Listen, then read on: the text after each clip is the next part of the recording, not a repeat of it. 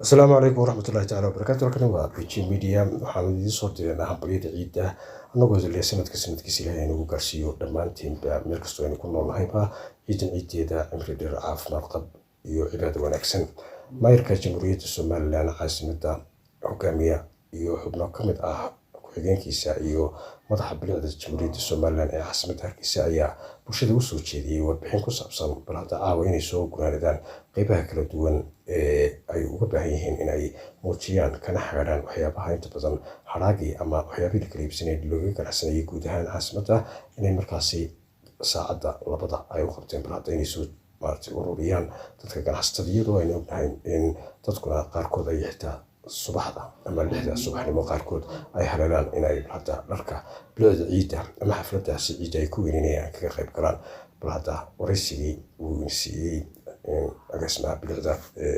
dowladda hoose aynu dhageysano dhammaantiinba ciid mubaarak. doonaya caasimad nadiifa in ay ummadda reer Somaliland ee caasimadda isugu wada timid ay ku ciido berri waxa loo baahan yahay waqti lagu nadiifiyo magaalada sidaa daraadeed labada habeenimo marka ay gaadho meheradaha waxa laga codsanayaa oo la amrayaa inay wada xidhaan si markaa labada saacadood iyo barhka ka hadhay waa beriga shaqaalaha iyo gaadiidka nadaafaddu ay si hufan uga shaqayn karaan waayo inta meheradu furan tahay xashiishku inuu soconayaa dadka weynaha ku dhaqan caasimadana waxaan ka codsanaynaa inta ka horeysa qof waliba inuu adeegiisii dhammaysto taasina runtii waxa weeyaan qodobkaas oo aan ka codsanno maadaama golaheena deegaanka cusub hogaaminaya maayirku ay jaanis u siiyeen maalmihii u dambeeyay dadku inay wadooyinka xitaa ku ganacsadaan si runtii ganacsigooga iyo dhaqaalooga kor ugu kaco iyagana waxaa laga codsanayaa sidaa loo ixtiraamay iyaguna inay go-aanka qaranka iyo maamulka caasimadda ixtiraamaan oo saacaddaa laga doonayay runtii ay meheradooga xidhaan kole ciidamadii amniga iyo shaqaalihii iyo ayaa dee soo geli doona ciddii amarka qaadi weydana sharcigaa la mari doona taa markan ka imaado qodobka ugu dambeeya waxa weeye olole aynu u ballansanayn khamiisaha sida caadiga ah ee maayirka caasimadda ku dhawaaqay khamiistan soo socota waxaa ku beegan ciiddii baa kasoo duldhacday hase ahaatee ololihii billaha ahaa ee uu maayirku inoo calaamadiyey ee guud ahaan degmooyinkao dhan ka dhacayay ayaa khamiistanta ku xigta 29 bisha ka dhici doona guud ahaan degmooyinka caasimadda waxaan runtii ugu baaqanaa bulshada ku dhaqan caasimadda in ay runtii guntiga dhiisha isaga dhigaan degmo waliba inay gudaheeda runtii olole nadaafadeeda ku qaado ururada bulshada gudiyada xaafadaha culimadiinka dhammaan dhalinyarada iyo ganacsataduba inay si weyn uga qayb qaataan oo waa la qiimeyn doonaa degmo waliba runtii nadaafadeeda iyo howlgaladeeda degmo walibana gudaheeda siday xaafaduhu kala wanaagsan maadaama degmooyinku ay balaadhiyiin xaafadahooga runtii la eegi doonaa waxa iyadana aan ku dardaaranaa runtii dadweynahaasi ku dhaqan degmooyinka caasimadda xashiishka la xaadhaya ee ololaha lagu qaadaya waa kii goobaha illegalka yaalay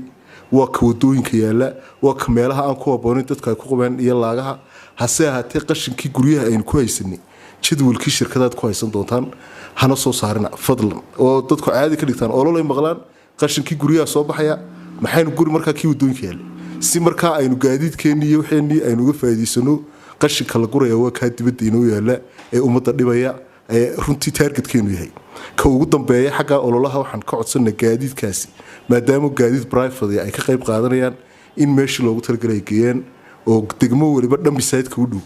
uun lagu hubsado xashiishkaasoo meelo kale aan laynoogu qubin waayo haddeen hargeysa ka qaadan hargeysa uun ku dhex qubno taana waxaa maynaa soo kordhin saddexdaa qodob baa runtii ugu muhiimsan iyo ugu dambeyn amniga in aynu ilaalino oo aynu iska kaashano ciidamada amnigana gacan siino caruurteenna iyo ubadkeennana runtii si diinta iyo nidaamka waafaqsan aynu berri ciidsiino oo runtii speed limitka iyo waxyaalahaas oo dhan la ilaaliyo intaasaan runtii kusoo koobayaa waxaan aada ugu mahadnaqayaa maayirka caasimadda iyo maayir ku-xigeenka oo igu maamusay igu sharfay kelmaddan inaan afku ku hadlay aan idhaahdo taliyaha ciidanka Jamhuuriyadda Soomaaliland mudane dabagale ama janagale ayaa maanta caawa soo maray dhammaan suuqyada kala duwan ee Jamhuuriyadda Soomaaliland caasimadeeda ku yaala kuwaas oo dadweynaha kula yeeshay waraysiyo kala duwan iyagoo warbixino ka dhageysanayay bulshada dhexmarayay oo markaasi si wanaagsan loo tacaamulayay balada waxyaabaha ay qabaan wax ka weydiinayay waa kan taliyaha hadalkiisii oo doorno inaan wax ka ogaano ama wixii ka soo tagnay dhageysi wanaagsan baa inana laga dilayo taliyaha ku soo baxayo maalintii noogu dambeysay waxa laga daadiyo taliyaha ku soo baxay garanaysan gaadu maya magaciisu ma garanayo daba gala loo leeyahay janna galadhe ilaahay ku qaastay boolisku miyaanu khaladaad sameyn horta maxaa sheegi weyday waa dalkaygiyo ma dhalalimayno waan ku hurdnayo ma dhalinayno ka warra boolisku say kula dhaqmo si fiican wallahi tuug miyaad aragtay beryahan tuugtii berigoori waxaad jirtay maada wallahi ma garanay meel tii ilaahay bay leeyahay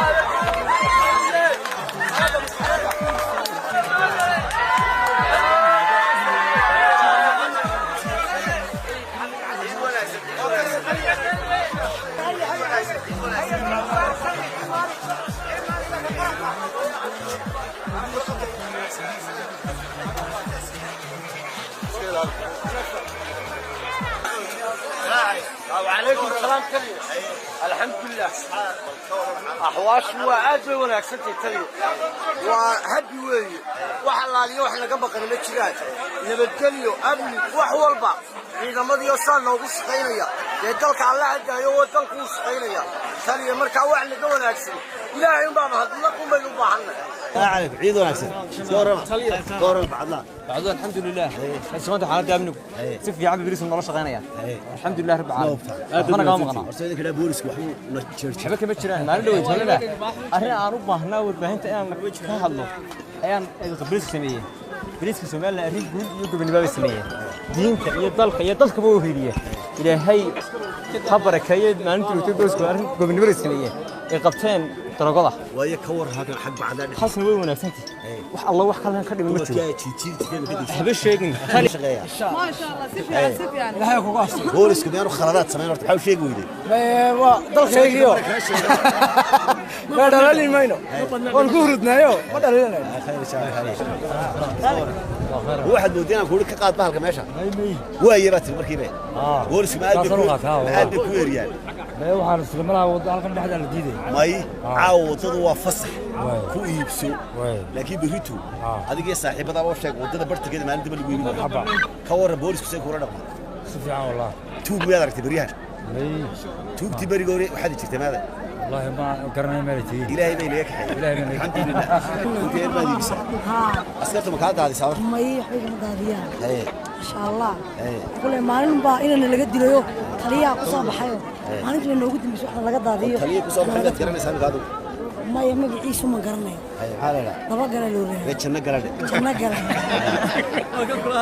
markaas inankii la dilo ka marar dilaacayo maalintii noogu dambeysay waxna laga dilo waxna laga taabto toon la daayay marka soo nimco maaha soo abiye farxad dareemaysa ma sha Allah ciid wanaagsan hadaba aduna dad kale u sheego ilaahay intana ha ku barakeeyo wadooyin kale idin kula ilaaliya way marxaba khayr insha Allah شريعة كان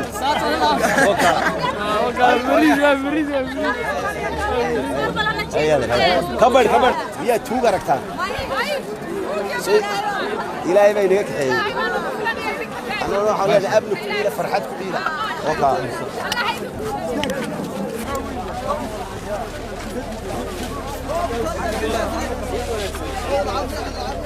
عاوض وفسح أبيت من الموضوع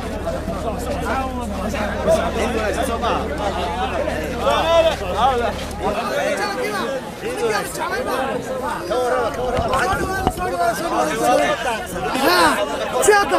ما هو الموضوع سيد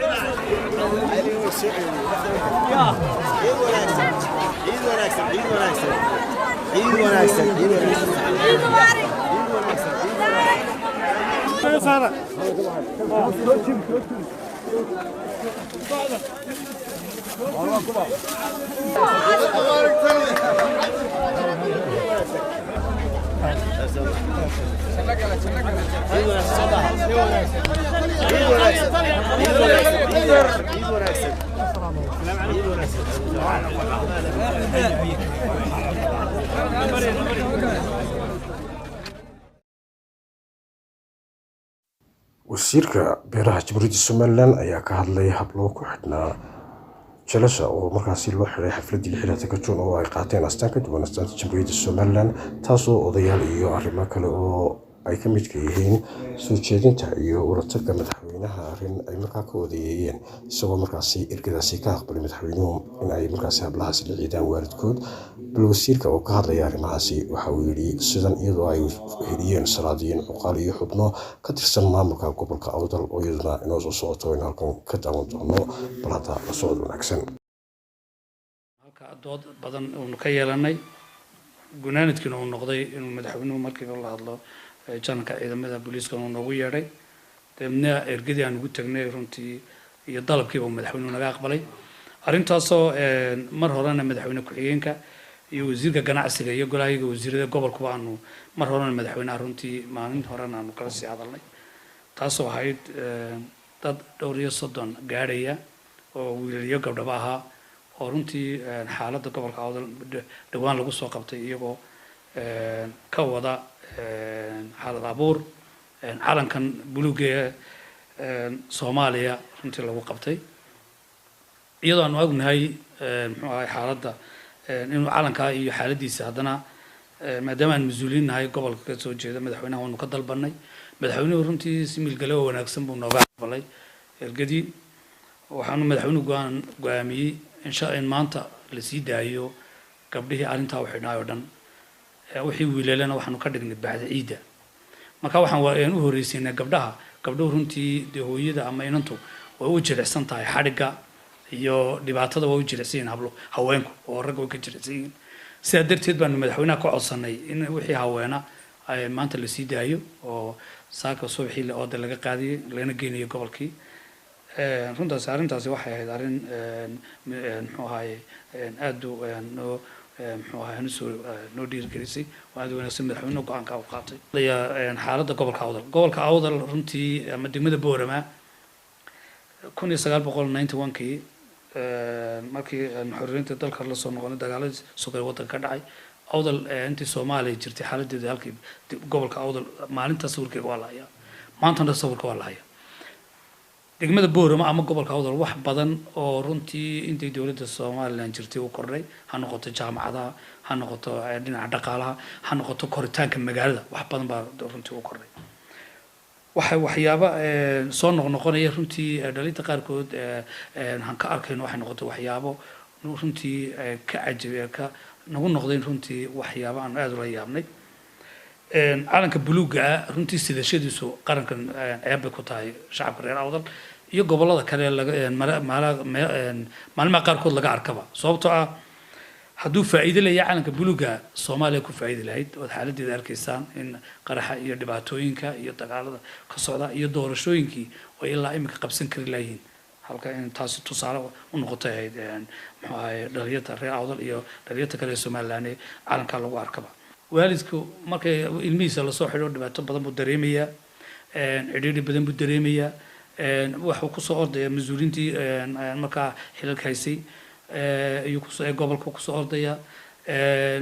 dee qofkii waalidkii ma fadhiisanayo waalidka ummadda inagu maanta qofka ilmaha dhal uu garanaya dhibta ilmihii u leeyahay marka waxaan waalidka ku dardaarayaa inay ubadkooga ka warhayaan ubadkooga inaan la khaldin madaxweynaha farmaajo muxuu ahaye uu gacan haadiyo dheeliyateen waa la arkay maalintuu ka hadlayay uu yidhi gobolada waqooyi inagu tilmaamay mana inagu gobollo waxanahay jamhuuriyadda Somaliland oo madax bannaan oo 30 sano xorriyaddeedii jiritaankeega la soo noqotay oo calankeegii ay kaameedkii dowladnimadeedu u dhantay oo maanta lacag gaar leh ciidamo gaar leh xuduudadeedu oo dhan sugan yihiin iyo si darteed uu gobolladii waqooyi galbeed u leeyahay runtii waxaan kula dardaarmayaa waalidka inay ubadka la taliyaan inay ubadka muxuu ahaye dardaaraan inay ubadkooga ka warhayaan intayna dhibaato gaadhi hayna dhibaatada gelin marka cidda doonaysa dee inay dabka holcaya ee Muqdisho tagaan xaq bay u leeyihiin qofku inuu tago laakiin Somaliland waa qaran madax bannaan loogana welweli maayo runtii gobolka awdal waa halkii 93 Somaliland lagu asaasay waa gobolkii Somaliland ka curatay waa gobolka kaliya ee ku faa'iiday qarannimada iyo jiritaanka Somaliland ku faa'iiday marka looga welweli maayo reer Somaliland muxuu in mudaharaad iyo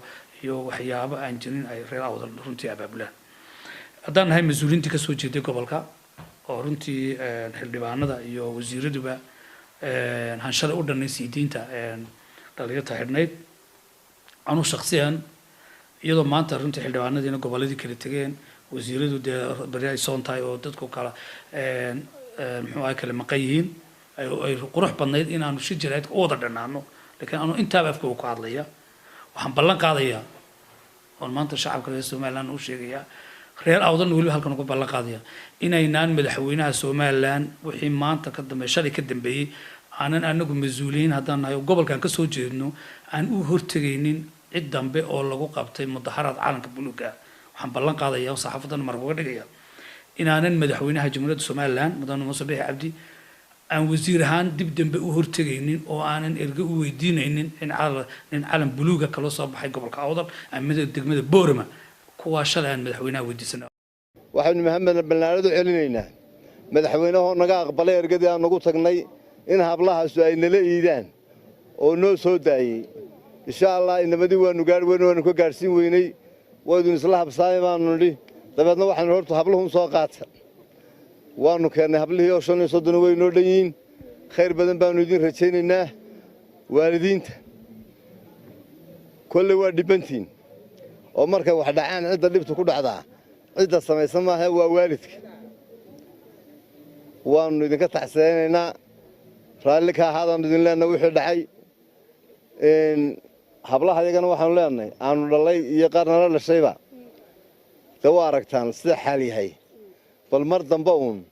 yaan layna qaldin insha allah ilaahay baa mahad leh inoo suuro geliyey inayn maanta halkan isugu nimaadno inagoo ku faraxsan caruurtaa la soo daayey waxaa kaloon mahad ballaadhan u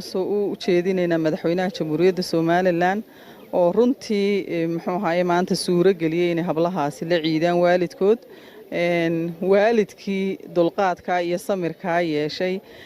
awlaadoodii runtii u samrayey inta ay xidhnaayeen waan u mahad celinaynaa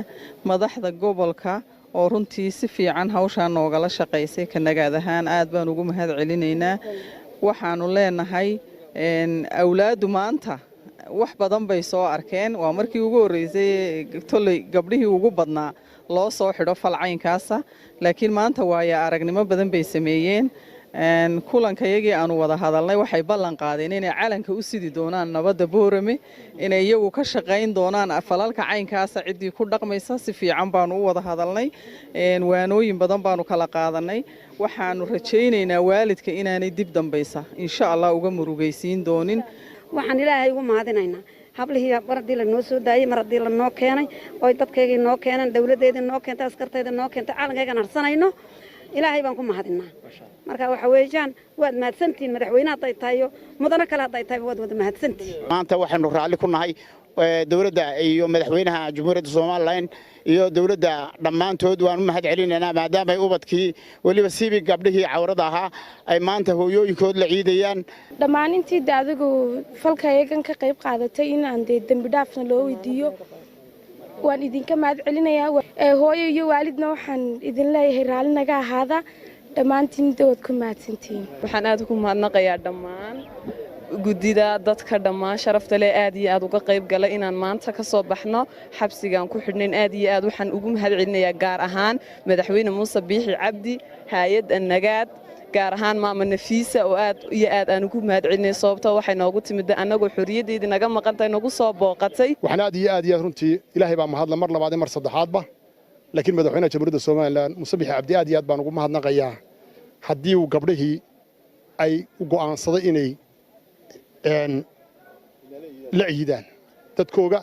aad iyo aad baad madaxweyne u mahadsan tahay baan leeyahay laakiin ninkii galole wuxuu yidhi walxaa dhiman buu yidhi oo madaxweynenimadii baa dhiman waxaan mahad u celinayaa ilaahay oo subxaana wa tacaala inagu guuleeyey in dhallinyarteennii aynu maanta halkan aynu farxadda ciidda u soo celinno waalidkoodii waxaa kaloo mahad gaara le madaxweynaha jamhuuriyadda somalilan oo run ahaantii